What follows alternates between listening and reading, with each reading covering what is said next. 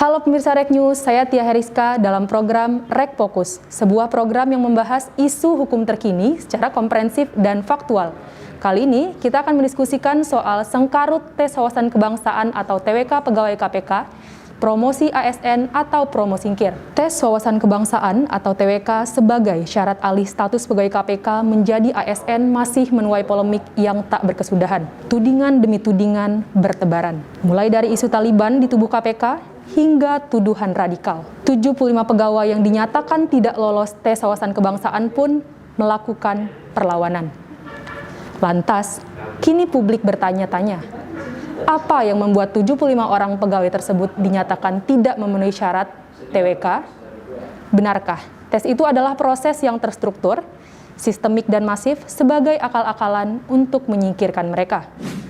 Episode kali ini kita kedatangan seorang narasumber, Farid Andika, Sekretaris Jenderal Wadah Pegawai Komisi Pemberantasan Korupsi. Selamat pagi Mas Farid, gimana kabarnya, sehat ya Mas? Alhamdulillah Mbak Tia, sehat-sehat Mbak Tia. Mbak Tia, sehat Mbak Tia? Alhamdulillah harus selalu sehat. Jadi ngomongin soal TWK KPK nih Mas, yang tidak berkesudahan polemiknya. Mungkin bisa Mas Farid ceritakan gimana sih sebenarnya proses TWK KPK dari awal sampai dengan keluar hasil TWK KPK. Ya. Mungkin dari insight Mas sendiri gimana? Ya, ini perjalanan yang rasanya isu tentang TWK sudah hampir 2 bulan Mbak Tia ya gitu. Tapi kalau kita flashback ke belakang lagi, kebetulan saya menjadi salah satu tim penyusun draft Perkom alih status Mbak gitu. Jadi di sekitar bulan November gitu, saya dan beberapa perwakilan pegawai lainnya gitu sempat menginap di salah satu hotel di Kuningan untuk membahas dan menyusun Perkom alih status gitu. Jadi 3 hari 2 malam kami di sana membahas terkait dengan bagaimana sih pegawai KPK ini beralih status gitu. Dan ketika itu tidak ada pembahasan sama sekali terkait dengan TWK gitu, karena kami bersepakat dan beberapa narsum yang kita datangkan saat itu baik dari saya lupa namanya ya, tapi instansi saya masih ingat karena ada satu beliau mantan pegawai di Kemenpan, satu itu direktur di salah satu di Bulog gitu, lalu yang berikutnya dari Kejaksaan Agung gitu. Kita undang 3 narasumber tersebut gitu berbicara, semua semangatnya sama bahwa pegawai KPK beralih status gitu, dari pegawai KPK menjadi ASN, aparatur sipil negara. Jadi ya berganti baju sajalah gitu, bahwa pegawai tetap. Nah, sampai dengan akhir-akhir pengesahan regulasi terkait dengan alih status baru muncul ada istilah tes wawasan kebangsaan gitu, assessment tes wawasan kebangsaan, yang kata-katanya pun diawali dengan assessment gitu. Yang assessment harusnya kan yang memang assess kan sama-sama kita tahu lah itu bukan untuk menggugurkan kira-kira gitu, untuk melihat gap kan kira-kira begitu, apakah memang ada kekurangan dari sisi kriteria yang telah ditetapkan, dan ada sesi feedbacknya lah ketika nanti misalkan saya dianggap tidak kurang memenuhi kriteria atau persyaratan yang sudah ada. Jadi pada awal memang tidak ada sama sekali pembahasan TWK, dan kami meyakini bahwasannya kami ini beralih status diamanatkan oleh undang-undang gitu. Jadi sampai dengan akhirnya ada tes asesmen tes wawasan kebangsaan ya, sebagai pegawai KPK kita juga taat asas dan taat hukum ya, kita laksanakanlah TWK itu. Jadi berjalan sampai ada putusan bahwa ada 75 orang yang dinyatakan TMS gitu, tidak memenuhi syarat gitu, dan ya berkepanjangan lah sampai dengan sekarang gitu. Dasarnya apa gitu ya, ini masih perdebatan ya sampai dengan sekarang gitu. Ya mungkin itu sih Mbak gitu terkait dengan flashback, yang pasti saya ikut dari awal penyusunan, tidak ada sama sekali rencana akan ada tes, ada apalagi namanya TWK gitu. Dan kalau tadi berbicara itu ya, kenapa sih pakai kriteria TWK ini, kita juga nggak paham Mbak. Sama sekali nggak paham gitu, sama sekali nggak paham. Karena kalau misalkan TWK itu dijadikan syarat untuk kita menjadi ASN, kenapa syarat-syarat yang lain tidak? Gitu kan banyak sekali, misalkan pegawai KPK itu sudah ada loh yang dulu jadi PNS, dia mengundurkan diri, masa sekarang jadi PNS lagi, apakah tidak melanggar peraturan? PNS maksimal diangkat pada umur 35 tahun, ya kan? Tapi ada kita ini pegawai kita ini lebih dari 35 tahun, banyak sekali. Lalu kenapa kriteria ini tidak menjadi dasar? Itu kan sebenarnya menunjukkan bahwa ini proses alih status, bukan gitu. Bukan rekrut dari awal, benar-benar. Kira-kira gitu Pak ya. Oke Mas, jadi dari 75 pegawai yang dinyatakan TMS tadi nih Mas, Mas Farid ini salah satunya? Alhamdulillah Mbak, saya bagian dari 75. Bersyukur ya. Bersyukur Mbak. Nah jadi sebenarnya seberapa sulit sih Mas soal TWK itu dan apakah setara dengan tes CPNS? Nih kalau boleh nyenggol Mas Farid, belajar nggak sih Mas sebelum tes sampai bisa tidak memenuhi syarat gitu? Iya. Jadi kalau ditanya tadi, saya ngambil pertanyaan terakhir dulu, belajar atau tidak. Di sebelum tes kita ada sosialisasi Mbak Tia, ada sosialisasi yang dipimpin langsung oleh Pak Firly. Pak Firly menyampaikan saat itu, ya kalian tidak perlu belajar katanya. TWK ini berbeda dengan TWK yang ASN lah, yang calon CPNS ini ikut tes gitu. Karena kalau TWK yang kami tahu kan, teman-teman juga mencoba mencari tahu tuh Mbak Tia gitu. TWK ini seperti apa sih? Ya rata-rata pelajarannya tentang pengamalan nilai-nilai Pancasila, butir-butir Pancasila dalam kehidupan sehari-hari, kira-kira gitu ya. Dan ternyata kan bukan itu ternyata gitu. Jadi yang dipakai katanya indeks moderasi bernegara gitu. Yang dipakai oleh TNI Angkatan Darat ya, IMB yang dipakai oleh TNI Angkatan Darat. Ya pada saat sosialisasi Pak Firly bilang ya nggak perlu lah gitu. Belajar. Cukup tidur yang cukup, jaga kesehatan dan memang sih pada saat tes saya rasa tidak ada yang sulit ya, karena kami paham lah arahnya ini kemana. Di tes tertulisnya ada tiga sesi seingat saya. Ada yang melingkari gitu, ada dua atau tiga sesi, lalu yang terakhir pertanyaan esai. Ya pertanyaan yang melingkari itu pertama kita memilih sangat setuju atau tidak sangat setuju gitu, sampai dengan iya dan tidak gitu. Jadi berbeda. Yang pertanyaan pertama sih saya masih ingat, apakah Anda memiliki masa lalu yang kelam gitu. Punya nggak Mas jawabannya? Waktu itu Mas menjawab apa nih? Kalau boleh diceritain. Ya tidak kan gitu. Tidak. Apakah Anda bekerja untuk menebus kesalahan atau dosa masa lalu gitu. Saya paham lah ini arahnya kemana gitu. Kami paham lah gitu. Kami kan bukan orang yang baru bekerja gitu. Jadi kami paham. Kalau saya sih nggak ada yang masalah, termasuk yang esai gitu loh. Mungkin sih list pertanyaan itu saya rasa sempat diungkapkan juga lah, sudah banyak lah. Saya pikir kalau saya ulang lagi menjadi enggak. Tapi ada satu pertanyaan yang saya itu memang agak bingung gitu. Agak bingung menjawabnya. Pada umumnya semua orang Cina sama saja. Nah, saya bingung nih, pada umumnya sama saja apanya gitu. Maksudnya apa? Apakah kulitnya, betul, karakternya? Persis. Kalau ada pertanyaan berikutnya, semua orang Jepang itu kejam. Itu gampang kita jawabnya gitu. Bahwa tidak gitu kan. Tapi kalau pada umumnya semua orang Cina sama saja, apakah kulit, apakah tadi matanya, apakah dari sisi ekonominya, kan kita nggak paham konteksnya apa gitu. Jadi memang atau perlakuan di mata hukum, nah kan berbeda nih gitu konteksnya ya gitu. Jadi agak sulit. Kalau yang esai saya rasa sih standar lah gitu, pertanyaan-pertanyaan terkait dengan PKI, pemberontakan yang pernah ada DTI. Ya gitu, DITI gitu. Terus kesininya ada pertanyaan tentang FPI gitu, lalu pertanyaan Habib Rizik gitu. Itu pertanyaan-pertanyaan ya. Atau referendum kemerdekaan di Papua gitu, OPM, bagaimana pendapat kita di OPM, saya pikir, atau prestasi terbaik kita di KPK, saya pikir standar lah pertanyaan, nggak ada yang sulit sih Mbak. Jadi gitu. Kalau misalnya Mas Farid menyimpulkan sendiri nih, apa yang membuat Mas pribadi atau mungkin kawan-kawan Mas sehingga tidak lolos nih dari pertanyaan-pertanyaan tadi? Ini juga yang kami tidak paham ya. Kalau saya bicaranya gini, beberapa minggu terakhir gitu, beberapa hari terakhir lah kami mendapatkan informasi bahwa ada kriteria, kan ada 75 orang dikategorikan merah gitu. Ternyata di kategori itu pun ada beberapa kriteria merah, kuning, dan hijau. Merah, kuning, hijau ini semua itu bermasalah, bukan tidak ada bermasalah. Jadi ada kriteria-kriterianya gitu. Salah satu kriterianya yang merah nih, ada 9 kriteria merah. 9 kriteria merah itu salah satunya menolak atau tidak setuju atau menolak revisi Undang-Undang 2019 Undang-Undang KPK. Nah, di sini saya bingung. Jadi kalau saya misalkan menolak, merah tuh, yang tadi tidak bisa dibina gitu, yang dianggap melawan pemerintahan yang sah, anti Undang-Undang Dasar, anti Pancasila gitu. Ini di depan KPK nih gambarnya kan.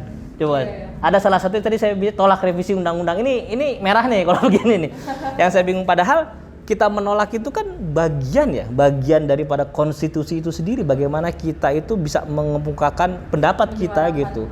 Itu kan nggak ada yang salah di sana gitu. Masa sih kalau saya bilang revisi undang-undang KPK melemahkan, lalu kategorinya merah gitu. Saya nggak paham ya, maksudnya kita ini sebagai warga negara berhak loh untuk menilai, apalagi tadi revisi ini itu kan tentang KPK. Yang tahu detail apakah ini melemahkan atau tidak, tentu kami yang di dalam. Tentu kami yang melaksanakan gitu. Dan kami melakukan semua yang diamanatkan oleh konstitusi. Dalam arti kami menggugat kok ke MK gitu. Kan artinya langkah-langkah itu menjadi apa? Sudah diamanatkan juga oleh undang-undang bahwa kalau kamu tidak setuju dengan undang-undang, silahkan digugat melalui MK gitu. Jadi kan lebih apa? Jadi aneh kalau misalkan langkah-langkah yang kita lakukan dianggap kita ini tidak anti dari undang-undang, padahal undang-undang mengamanatkan kalau kita tidak setuju silahkan kita menggugat ke MK. Jadi ada keanehan gitu kalau kita menolak saja. Dan satu catatan lagi, ketika kami menolak, yang kita tolak apa? Jelas tulisan itu, tolak revisi undang-undang KPK. Yang kita tolak revisi dalam arti undang-undang itu belum disahkan, kita menolak. Pertanyaannya, apakah ketika undang-undang 19 itu disahkan lalu kita itu tidak mau bekerja? Kan tidak. Sebagai warga negara yang taat hukum, kita ketika Undang-Undang 19 2019 diundangkan, ya kita melaksanakan. Itu sebuah bukti bahwa kami ini taat undang-undang. Kalau kami tidak taat undang-undang, ya kami nggak mau kerja. Kenapa? Amanat undang-undang untuk bekerja sesuai dengan apa yang sudah ditentukan. Saya tidak bekerja, itu tidak. Baru saya anti undang-undang. Nah, undang-undang sudah disahkan, kami tetap bekerja. Bahkan terakhir KPK bisa kan mengungkap 2 kasus besar, 2 menteri, menteri KKP dan menteri Mensos. Jadi yang tidak anti undang-undang ini yang mana gitu? Itu satu kriteria, Mbak. Jadi kriterianya aja udah mulai aneh. Lalu ada kriteria lain yang juga menjadi tadi menyangkut ke pertanyaan saya, menentang jika ada intervensi dari atasan. Nah, kita ini kan bekerja di KPK harus independen, Mbak. Betul. Gitu loh. Masa gitu loh. Kita ini berbicara benar gitu. Lalu ketika ada intervensi dari atasan atau dari pimpinan, kita diam aja gitu. Itu bukan karakter KPK ya. Kalau di KPK rasanya bukan karakter pegawai KPK lah seperti itu. Itu pun sampai ke pertanyaan saya ketika saya diinterview. Jika ada intervensi dari atasan gimana? Saya bilang ya nggak ada urusan. Saya bekerja berdasarkan undang-undang. Saya berdasarkan perintah. Kalau misalkan perintah itu datangnya dari sisi yang legal. Misal saya mau nangkap orang, saya bilang, lalu ada perintah, nggak jadi, nggak usah ditangkap. Dasarnya apa dulu?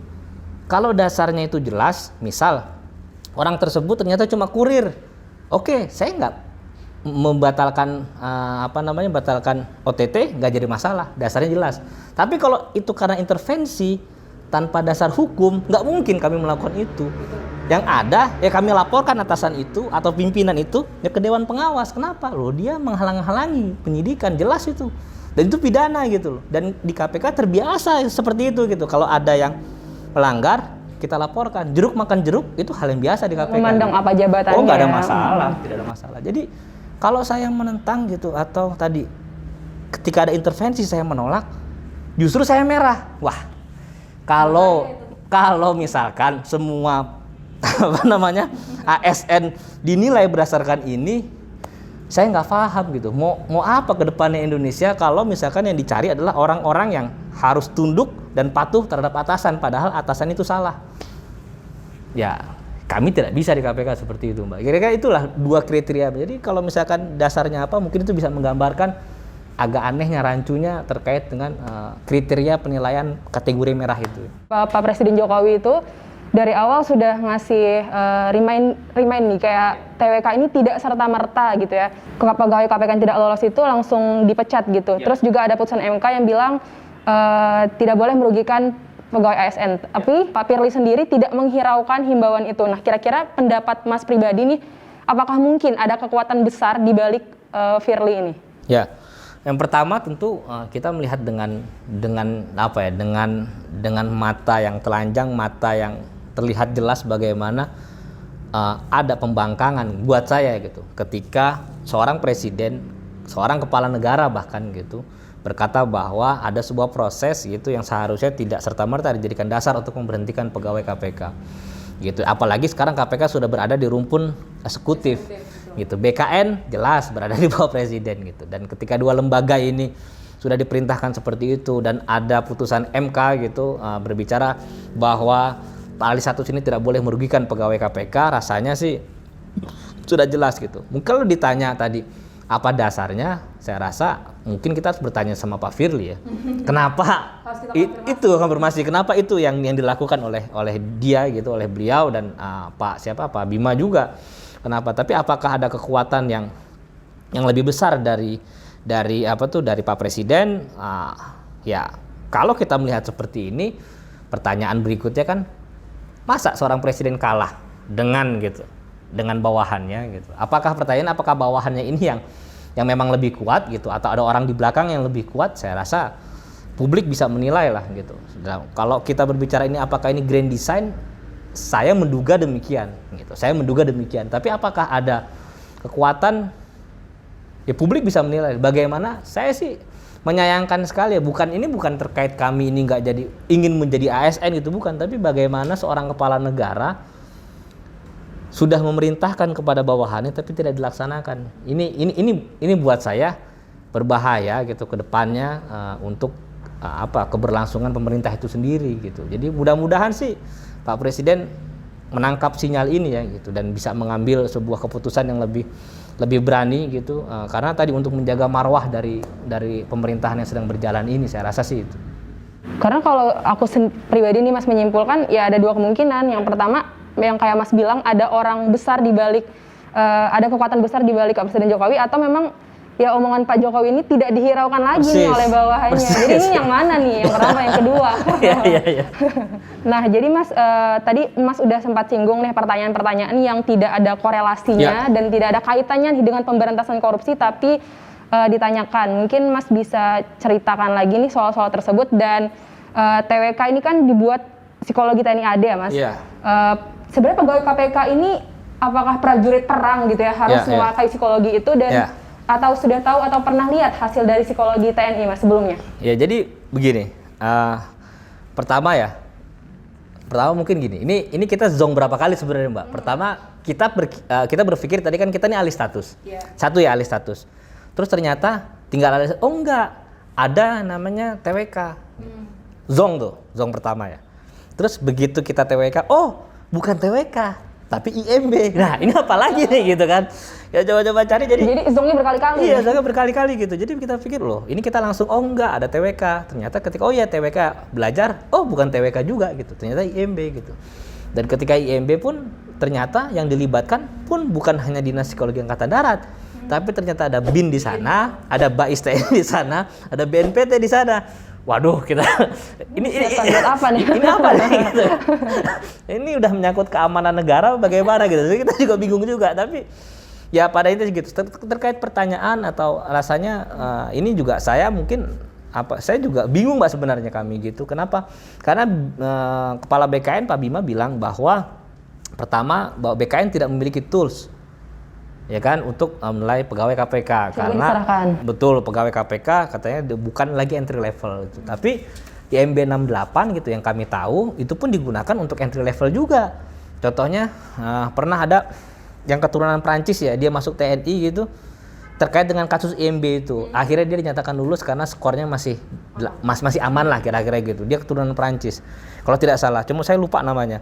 Nah, dia kan untuk masuk entry level juga kan, berarti bedanya dengan TWK yang dimiliki BKN sama TNI ini apa? Itu satu hal. Hal berikutnya, antara militer dengan sipil jelas berbeda.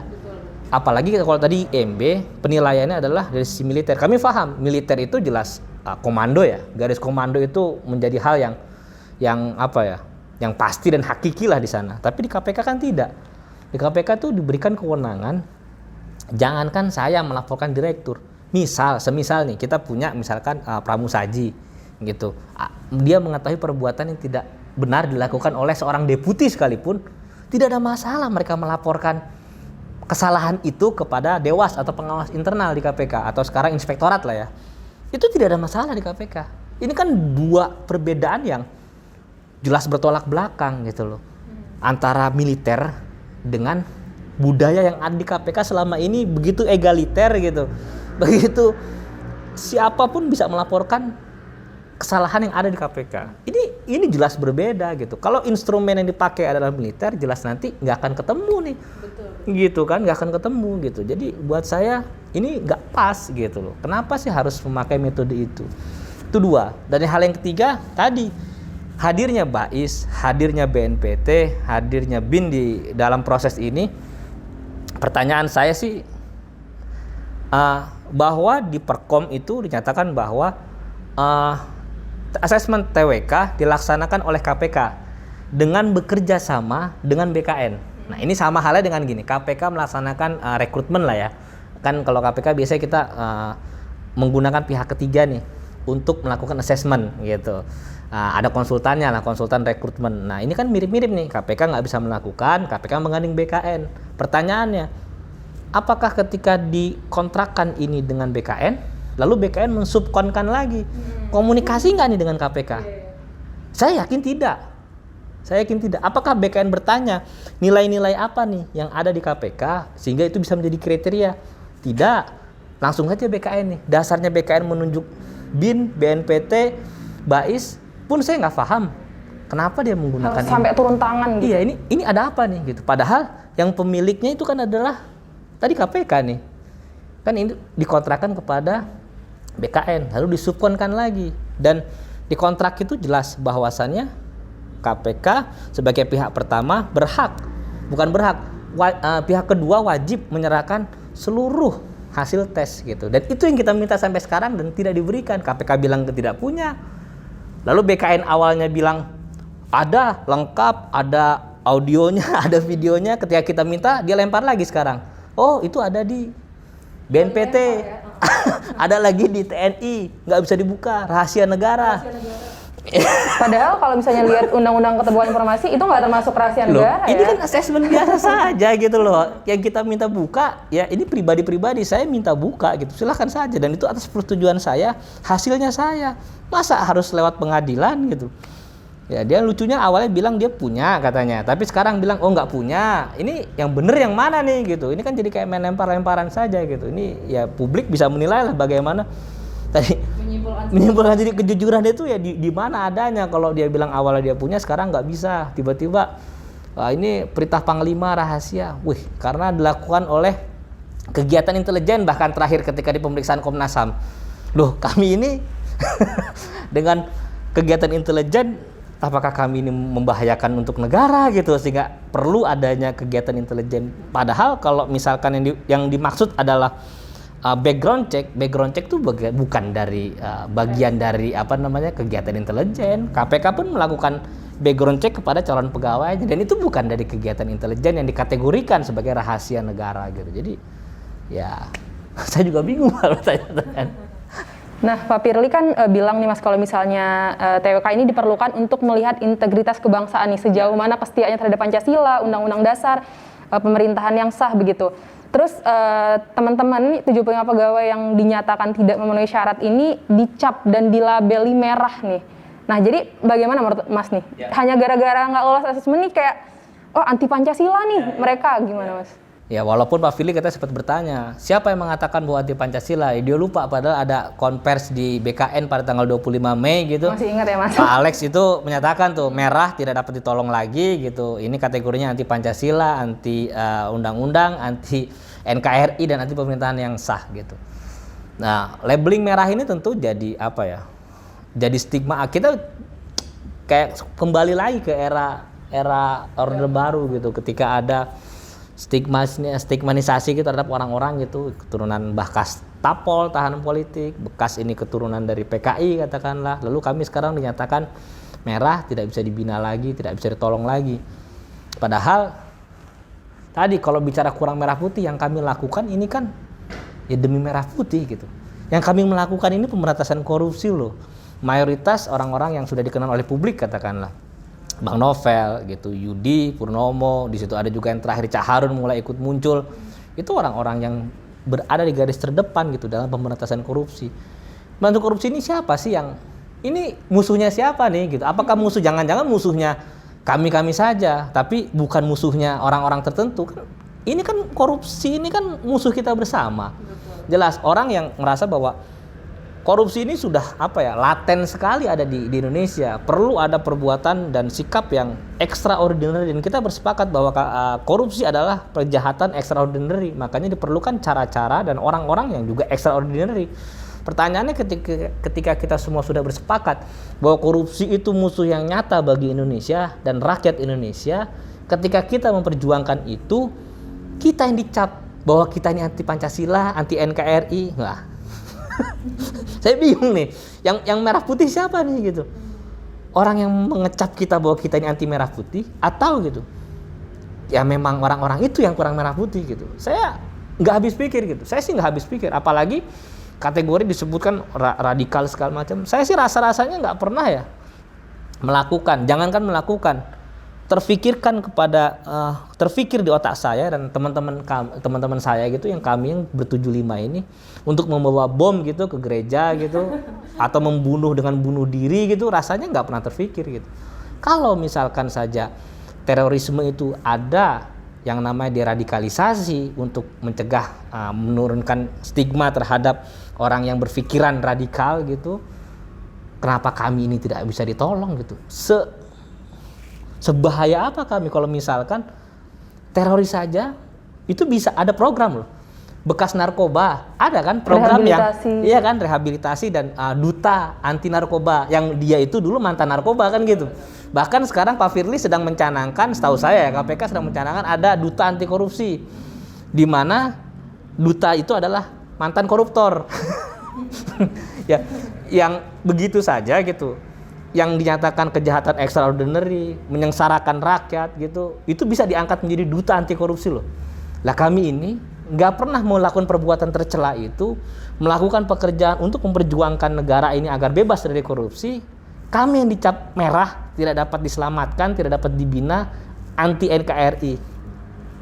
Seolah lebih bahaya dari koruptor, lebih bahaya dari teroris.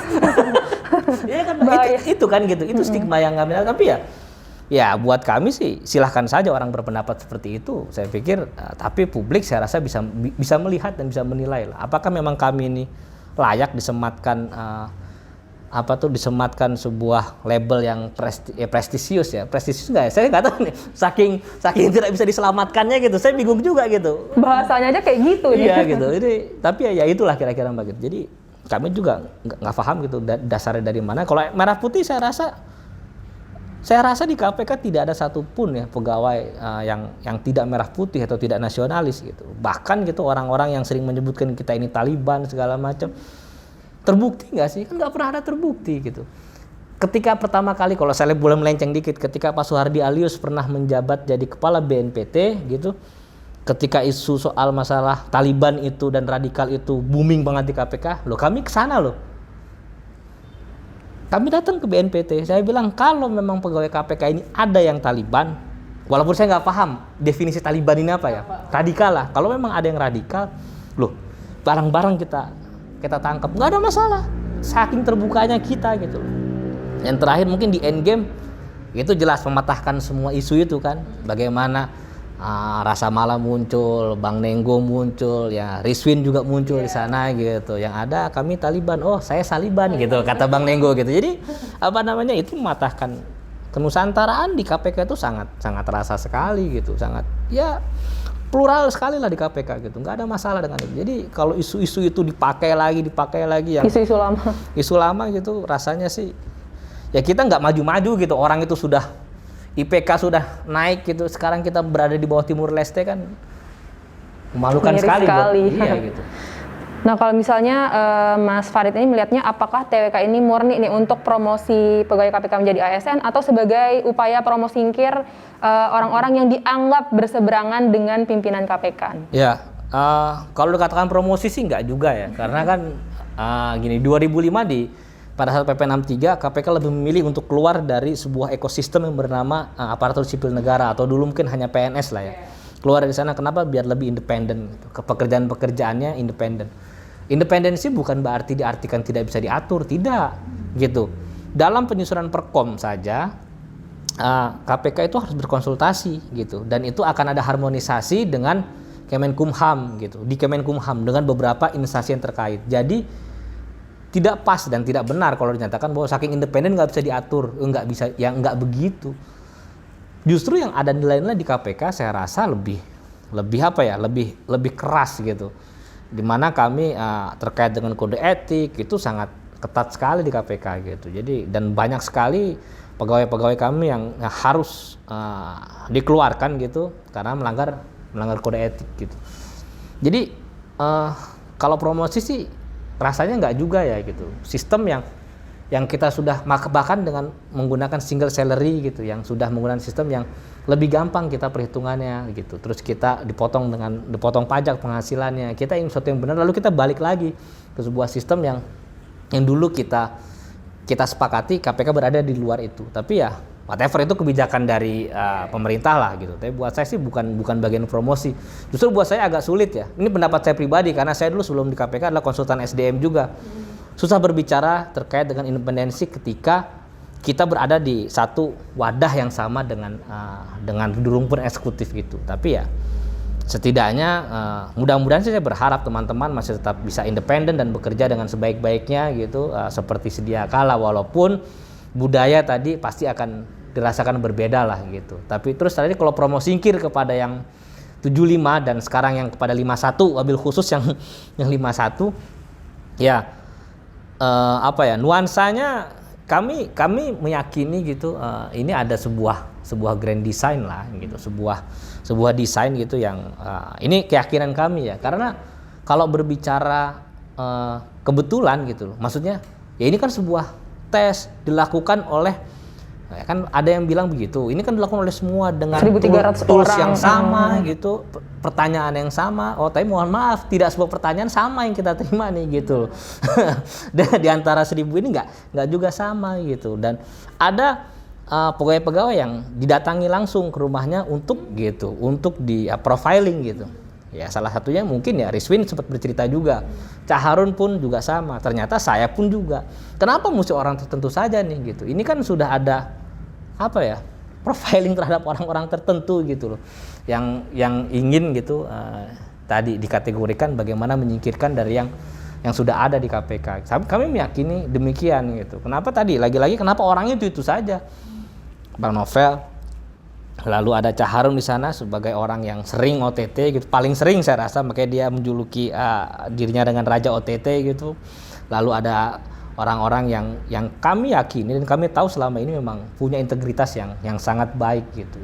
Kalau kebetulan kok pas sekali gitu orang-orang itu. Lalu di pengurus tadi wadah pegawai pun ketua, wakil, sekjen semuanya juga hilang gitu, termasuk yang 75 bahkan di 51. Jadi ini kan kalau kebetulan terlalu pas gitu loh. Kebetulan itu kebetulan sekali gitu loh. Tapi ya buat kami sih kalaupun kami disuruh untuk berpikir positif, oh ini enggak, ini begini. Jawaban-jawaban dari KPK maupun dari BKN buat saya itu sudah menunjukkan bahwa ada nih penyisipan TWK di detik-detik terakhir kan gitu. BKN Pak Gufron pun mengakui di Ombudsman bahwa ada backdate loh.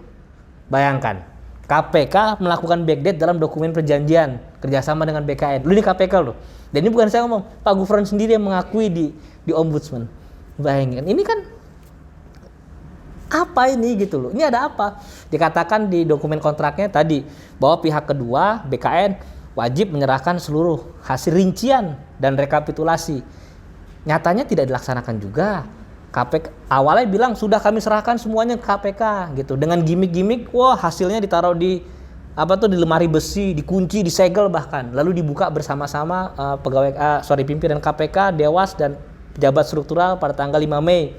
Dibuka, hasilnya ada begini-begini. Itu kan, tapi ketika kita minta, oh kita nggak punya rinciannya. Kita minta lagi ke BKN, nggak ada. Iya, awalnya oh kita punya. Tadi kan ada rekamannya, videonya, audionya, hasilnya. Ketika kita minta, oh bukan di saya, itu adanya di BNPT, adanya di dinas psikologi TNI Angkatan Darat, dan itu kewenangannya Panglima TNI. Jauh banget gitu loh ngurusin pegawai KPK sampai Panglima TNI gitu. Iya, jadi ya tadi kan gitu. Ini sebenarnya menunjukkan gitu buat saya simptom-simptom sebuah tanda-tanda bahwa ada yang nggak beres di dalam pelaksanaan ini gitu. Jadi Saya pikir masyarakat sudah cukup cerdas lah sekarang bagaimana bisa melihat ini gitu. Semua yang katanya begini ternyata yang nggak begini juga gitu loh. Itu banyak sekali fakta-fakta di kenyataannya tidak begitu. Bahkan ada yang menyatakan bahwa tidak ada kita ingin berniat memberhentikan pegawai KPK. Niat saja tidak ada katanya. Padahal kami tahu pasti bahwa pada tanggal 29 April ada kesepakatan akan memberhentikan pegawai KPK yang TMS gitu. Jadi ini kebohongan publik apalagi gitu diberikan pada publik. Ini kan sudah saya nggak paham juga gitu. Kenapa bisa melakukan kebohongan yang rasanya itu hal yang biasa. Padahal sudah terstruktur dan masif ya direncanakan dengan matang gitu. Dan kayaknya juga 75, maksudnya yang tidak lolos ini nih orang-orang yang vokal, yang biasanya menyuarakan dan memusuhin korupsi, kayaknya harus dimusuhin nih. Iya. Nah, ada isu yang beredar nih Mas, kalau misalnya 75 pegawai yang tadi, di TMS tadi, itu katanya tuh ogah menangani laporan kasus dugaan korupsi Anies Baswedan. Nah, itu benar nggak sih Mas? Kalau saya gini, kalau saya dinyatakan benar atau tidak, saya pastikan langsung tidak jawabannya. Cuma kan masyarakat pasti, nggak mungkin. Ini perlu ada penjelasan gitu. Di KPK itu ketika orang melaporkan, yang pertama dilaporkan adalah ke direktorat tempat saya bekerja lah, pengaduan. Sekarang dulu namanya pengaduan masyarakat Mbak, sekarang jadi pelayanan laporan dan pengaduan masyarakat. Kami kokinya nih, kami di PLPM itu juga penyelidik, gitu. Jadi kami melakukan kegiatan serangkaian menemukan peristiwanya gitu. Seperti apa sih konstruksi dasarnya ya orang ini dilaporkan gitu. Ketika itu tidak cukup bukti, ya tentu ya tidak bisa dinaikkan menjadi sebuah kasus. Dan perlu kita pahami juga bersama, sekitar 60.000 laporan setiap tahunnya masuk ke KPK. Berapa sih kasus yang ditangani oleh KPK? 100 rasanya pun nggak ada dalam setahun gitu. Jadi bukannya kami juga nggak bekerja, tapi laporan-laporan yang masuk gitu kami rasakan masih perlu pendalaman. Ada juga laporan-laporan yang tidak terkait dengan KPK. Ada beberapa kriteria lah, baik itu laporan bukan kewenangan KPK, misal minta pemantauan di pengadilan, itu bukan kewenangan KPK. Ada juga lapor suaminya selingkuh, ada juga di KPK. Ada juga yang melapor karena kasusnya tidak berjalan sama sekali di kepolisian atau kejaksaan. Dilaporkan lagi ke KPK gitu. Yang berarti kan kita nggak bisa menangani kasus karena sudah dipegang oleh APH yang lain, aparat penegak hukum yang lain. Paling kita bisa hanya berkoordinasi dengan APH yang lain. Dan terakhir ada memang laporan-laporan yang bagus gitu dan perlu kita tindak lanjuti. Kalau selama laporan itu bagus gitu dan rasanya kami tidak akan menahan kasus ini. Perlu pengembangan, perlu waktu pasti. IKTP kalau tidak salah butuh waktu 6 tahun kami mengungkapkan itu. Kalau mau cepat ya OTT biasanya. Tapi OTT kan kita harus tahu pasti kapan serah terima itu dilakukan, konstruksinya seperti apa, berapa besarannya gitu. Jadi juga bukan suatu hal yang mudah gitu untuk mengungkap sebuah kasus. Tapi kalau untuk menahan kasus rasanya di KPK di KPK tidak ada ya. Rasanya untuk menahan kasus. Kalau misalkan yang ada mungkin dugaan kebocoran, nah itu ada. Dugaan kebocoran kasus? Persis, kalau dugaan kebocoran kasus gitu, itu ada gitu. Beberapa kali kita temukan lah. Bahkan kan ketika Pak Firly jadi Deputi Penindakan pun, gitu di film Endgame pun ceritakan juga gitu bagaimana pegawai KPK saat itu gitu menduga nih ada kebocoran yang masif gitu dalam operasi yang ada di KPK, di penindakan di KPK, sehingga kita membuat petisi waktu itu terhadap Deputi Penindakan waktu itu. Jadi ya rasanya kalau untuk nahan gitu, saya sendiri yang ada di PLPM tidak pernah melakukan itu gitu. Tidak ada lah itu. Jangan terus akhirnya dianalogikan dengan ada Bang Novel di sana, lalu kasus ini nggak bisa naik karena di kita itu kalau di antara pegawai Mbak, kita harus membuat yang namanya ada konflik of interest, konflik kepentingan. Jadi kalau misalkan ada coy di sana, maka tidak dilibatkan orang-orang yang memiliki coy itu. Atau ketika orang tidak tahu, maka orang tersebut pasti mengundurkan diri dari kasus tersebut. Di kami sering kali begitu. Misalnya kita tangani ternyata, ada kaitan dengan om saya atau sepupu jauh saya mundur dari kasus tersebut gitu. Jadi ya hal yang biasa saja gitu. Nggak ada masalah juga kok gitu dengan penanganan kasus korupsi. Saya pikir jauh dari jauh panggang dari api lah gitu. Kalau jadi tidak misalkan benar ya Mas? Nggak maksudnya nggak Langsung menyimpulkan. nggak begitu gitu, kesimpulannya nggak semudah itu menyimpulkannya, perlu banyak pendalaman. Kalaupun laporkan saya pikir tidak ada masalah. Kami di KPK sangat terbuka sekali kalau ada laporan. Justru yang terbesar dari kami, kasus-kasus yang kami dapatkan adalah informasi dari masyarakat gitu. Nggak mungkin kami ini menghilangkan peran dari masyarakat. Waduh, yang ada KPK ini tanpa masyarakat nggak akan sebesar sekarang gitu, tidak akan secanggih dan sehebat sekarang lah prestasinya. Itu murni saya pikir bantuan dari masyarakat punya peran besar di sana gitu. Karena memang pemberantasan korupsi ini tuh bukan cuma tugas satu pihak gitu ya Mas. Jadi kayak banyak peran-peran gitu. Pasti, apalagi masyarakat gitu ya. Nah, menurut Mas, apakah prosedur tes wawasan kebangsaan KPK ini sudah sesuai dengan prosedur hukum yang berlaku atau kira-kira ada cacat hukum? Iya. Kalau terkait dengan prosedur tadi saya ceritakan di awal ya.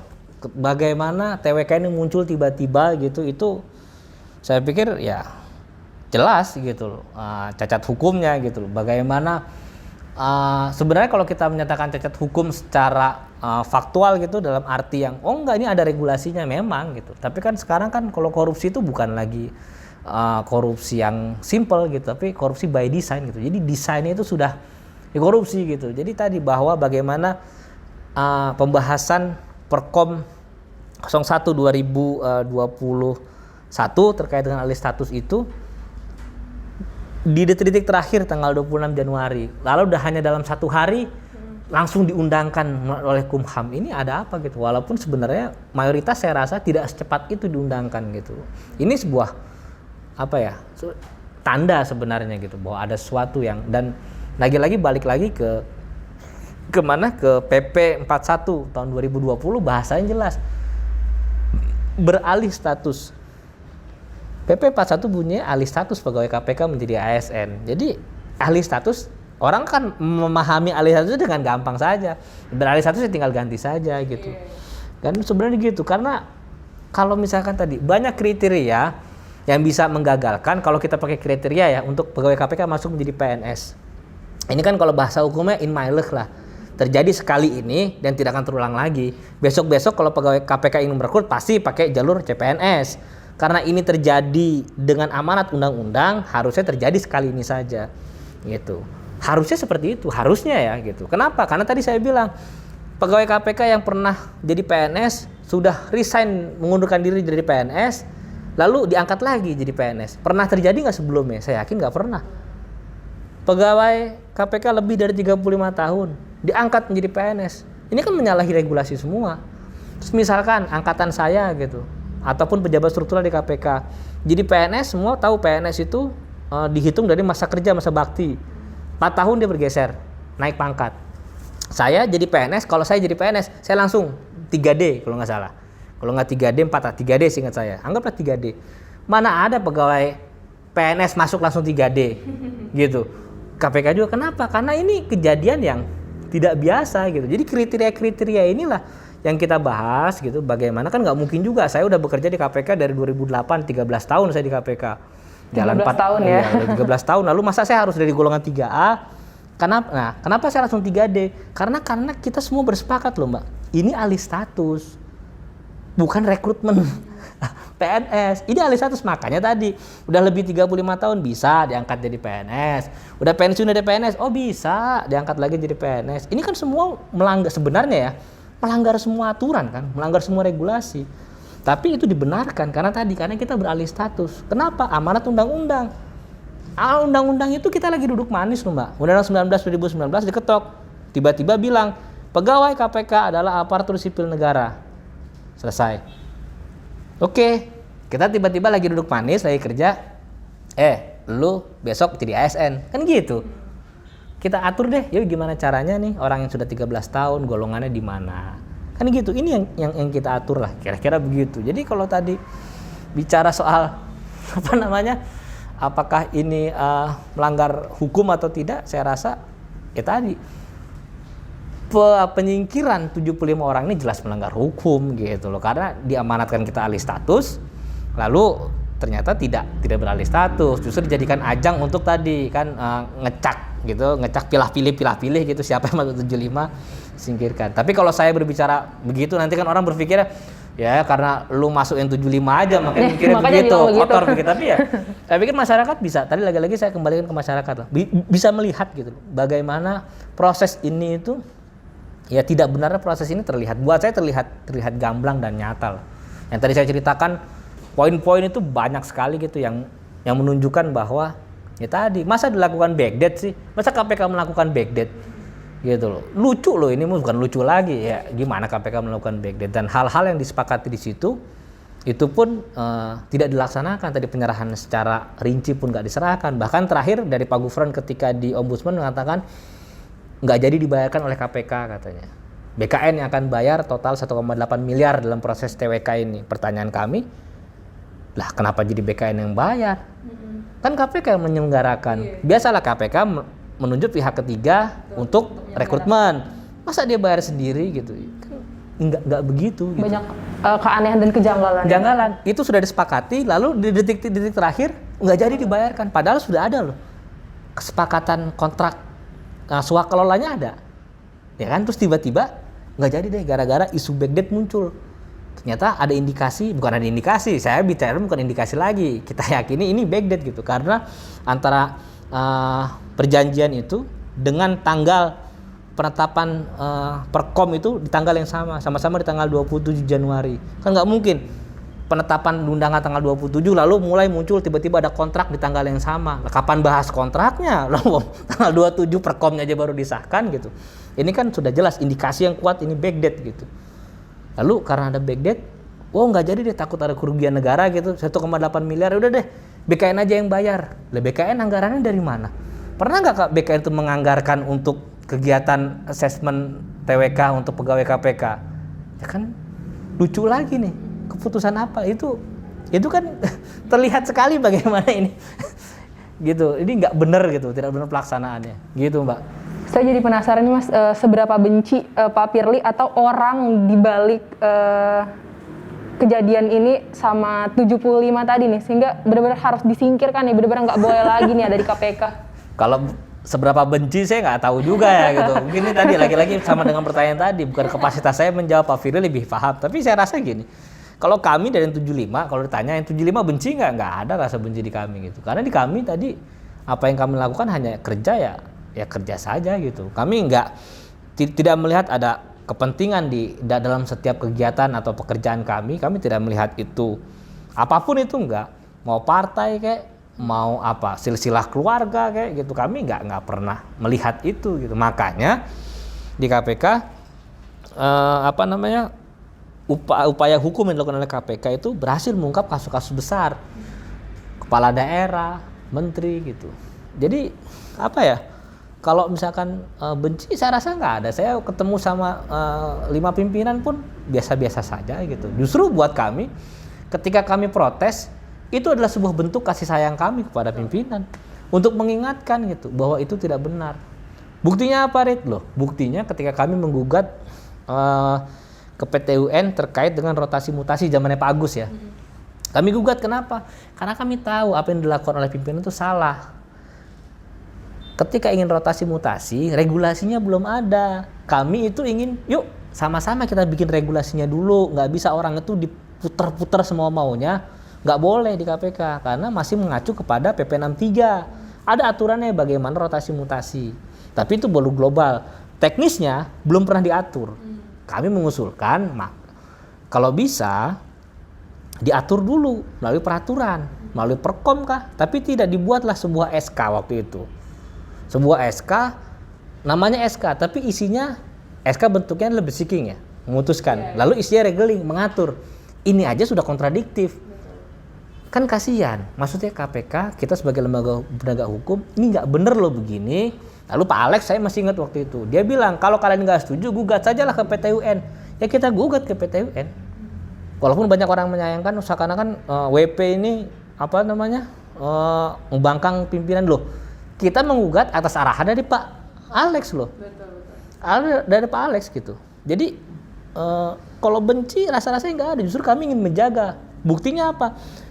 Di hasil gugatan kami gitu, yang pegawai-pegawai yang dirotasi mutasi, 3 orang yang menggugat, Mbak Dino, Mbak Dian Novianti, Pak Koko dan Bang Hotman, semua menang. dan harusnya dikembalikan ke posisi semula. Itu artinya apa? Yang dilakukan oleh pimpinan itu salah. Itulah fungsi check and balancing ya, check and balancing di KPK gitu. Jadi kita nggak bisa semau-maunya gitu. Ada juga yang mengawasi, salah satunya tadi wadah pegawai gitu. Jadi kami nggak pernah dibilang WP ini pimpinan ke-6 gitu. Justru yang kami lakukan ini karena kami sayang terhadap pimpinan, kami sayang terhadap lembaga KPK, kami sayang terhadap perjuangan dari masyarakat. Kita berada tadi dalam fungsi check and balance di sana. Kalau misalkan tadi kami ini bilang WP ini penolak revisi undang-undang KPK, lalu mengompori membuat pergerakan menolak Pak Firly untuk jadi ketua KPK. Loh, sekarang kok jadi WP yang disalahkan? Padahal yang konferensi pers terkait dengan pelanggaran kode etiknya Pak Firly itu Pak Saud sebagai pimpinan KPK dan juga Pak Sani waktu itu penasihat KPK.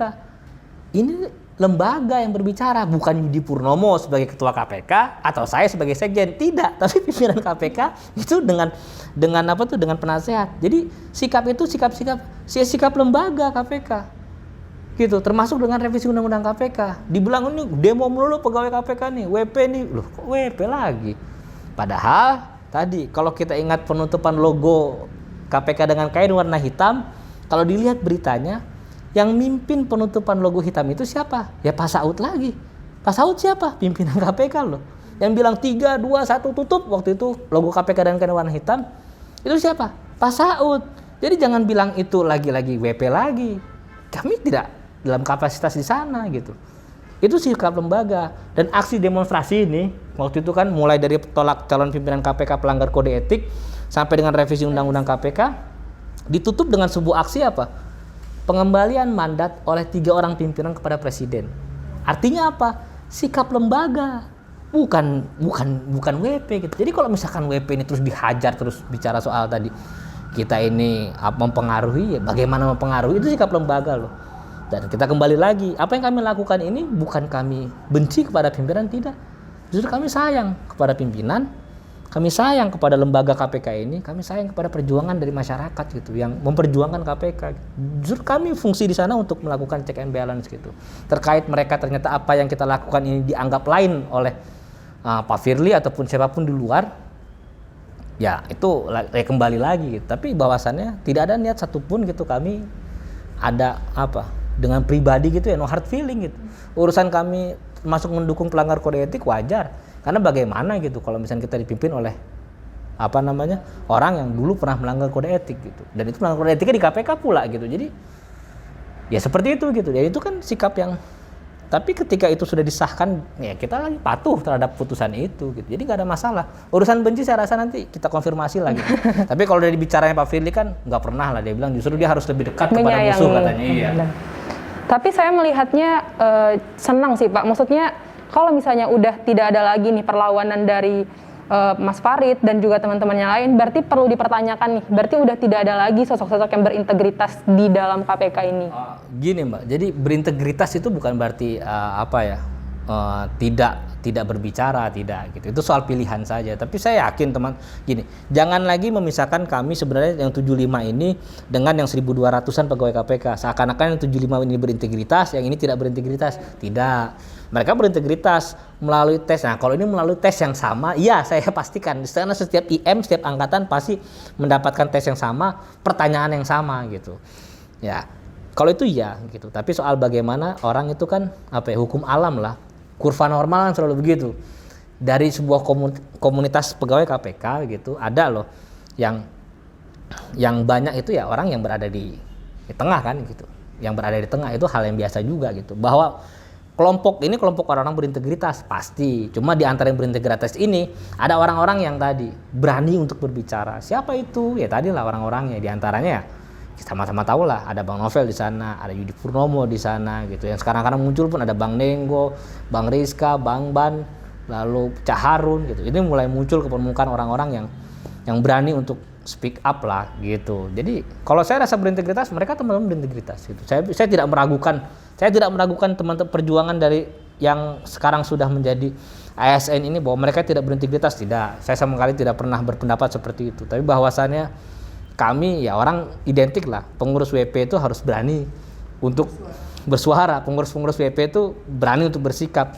Ya, ketika semua pengurus, mayoritas pengurus ini masuk ke dalam 75, otomatis motor penggeraknya kan kalaupun ada ya tidak sebanyak sebelumnya. Kenapa? Karena mayoritas yang ada di WP ini bergeser gitu. Ya tadilah ketika masih tersisa beberapa orang menjadi motor ya kan nggak sekuat dulu lah Mbak. Apa yang sudah dilakukan oleh teman-teman yang lulus kemarin dengan berani meminta kepada pimpinan untuk menunda pelantikan, itu apresiasi saya dan teman-teman juga yang 75 ini terhadap sikap itu, dan itu sebuah sikap yang berani buat saya, dan itu masih ada sebenarnya kan gitu. Jadi nggak ada, bukan berarti yang ini nggak berintegritas, nggak. Saya nggak pernah berbicara seperti itu. Mereka berintegritas dan mereka ya tadi sebuah pilihan saja apakah mereka itu berani untuk berbicara atau tidak. Dan kebetulan tadi motornya yang ada di WP masuk semua ke 75. Jadi ya siapa lagi nih yang menjadi akan motor menyuarakan. iya, gitu Pak. Jadi langkah yang udah ditempuh apa aja nih Mas saat ini Ya. oleh Mas dan kawan-kawan? Ya kalau kita ya berdasarkan hukum saja Mbak gitu. Koridor hukum kita pasti kita laksanakan ya, salah satunya kan kemarin sudah kita laporkan ke Ombudsman. Ombudsman udah. Gitu. Kita laporan Komnas HAM gitu. Kita laporkan ke Komnas Perempuan juga gitu. Dan ke MK pun sudah kita laporkan walaupun kita cabut gitu. Itu kan karena ada strategi lah. MK kita pikir pilihan terakhir. Kalau PT UN karena belum ada SK pemberhentian ya. Kami rasa belum waktunya kita gugat ke PT UN terkait dengan pemberhentian karena memang belum diberhentikan. Kapan Mas itu? Ya kalau merujuk kepada kesepakatan KPK, BKN, KASN, Menpan, mana lagi? Ada 5 setahu saya, 5 instansi katanya sampai dengan 1 November gitu. Tapi kan sampai dengan itu kan bisa ya Juli gitu, Agustus, September, Oktober, November gitu. Paling lama sampai dengan ya 1 November. Ya, dalam perjalanannya kita masih melihat belum tahu nih Mbak gitu, apakah akan dipercepat ataupun nanti sampai dengan 1 November, kita juga masih belum tahu, atau bahkan perjuangan yang kami lakukan mungkin membuahkan hasil maka kami menjadi diangkat menjadi ASN, itu pun suatu hal yang masih belum bisa kita tebak lah ke depannya. Tapi upaya-upaya hukum itu sudah kita lakukan. Sudah ikhtiar lah ya intinya. Terakhir nih Mas, apa pesan untuk Mas untuk KPK ke depannya? Entah Mas di KPK atau tidak nantinya. Ya. Pesan saya kalau untuk KPK sih apa ya, teman-teman ya tetap berjuang lah gitu, tetap mempertahankan idealis dan integritas kita seperti dahulu kala. Soal baju kita ini menjadi PNS, saya rasa itu tidak mengubah seorang pegawai KPK ya. Sama halnya dengan apakah seorang monyet lalu diberikan baju harimau itu selalu menjadi harimau? Saya rasa enggak. Sama seorang harimau pun ketika diberikan baju monyet, ya dia kan nggak akan menjadi monyet. Tetap aja gitu. Dia akan menjadi garang walaupun bajunya itu seorang monyet. Saya pikir sama monyet pun begitu. Diberikan baju harimau, tidak serta-merta dia tidak bisa memanjat pohon yang paling tinggi gitu. Saya pikir itu pegawai KPK apapun bajunya gitu. Mohon maaf tanpa menyudutkan tadi monyet itu sesuatu yang jelek ya, tapi buat saya itu analogi saja gitu. Bagaimana seorang itu dengan karakternya KPK diberikan baju PNS, saya pikir tidak akan mengubah dia karakter dia sebagai seorang pegawai KPK. Harusnya seperti itu dan kami berharap sih seperti itu juga gitu. Jadi tidak ada lagi gitu, walaupun kita menjadi PNS masuk dalam sebuah sistem gitu yang ASN, ya tadi tidak mengubah bagaimana bersikap, bagaimana berintegritas, bagaimana berpandangan kita ini bekerja tanpa ada konflik kepentingan dan pesanan apapun. Saya pikir itu yang menjadi penting. Dan satu lagi saya pikir kepada masyarakat luas terkait dengan isu yang ramai saat ini bukan sekedar hanya kami di 75, tapi ini soal bagaimana sebuah cita-cita harapan kita untuk bebas dari yang namanya korupsi itu menjadi lebih penting buat saya. Kami 75 ini hanya pelaksana saja. Tanpa ataupun dengan 75, perjuangan pemberantasan korupsi itu masih harus terus berjalan gitu loh. Jadi ini bukan perkara yang 75 gitu. Dan pastikan ketika orang-orang baik itu hanya diam, itu akan menjadi masalah buat kita. Jadi jangan berhenti untuk berbicara, jangan takut untuk berbicara gitu. Saya pikir ini adalah suatu momentum gitu untuk meyakinkan kita semua bahwa mulai saat ini kita tadi harus berani untuk speak up, untuk berani berbicara. Katakanlah yang hak itu hak, yang batil itu batil. Benar itu benar, salah itu salah walaupun menyakitkan. Saya pikir sudah harus dimulai gitu. Tidak ada lagi dengan bumbu-bumbu manis gitu. Oh iya, enggak. Kalau memang ini salah saja, benar saja. Saya pikir itu yang diperlukan agar nanti tercipta sebuah budaya yang baru, sehingga kita berharap nanti anak cucu kita itu nggak kenal yang namanya apa itu korupsi, karena sudah tidak ada korupsi lagi di Indonesia. Harapan itu, Pak.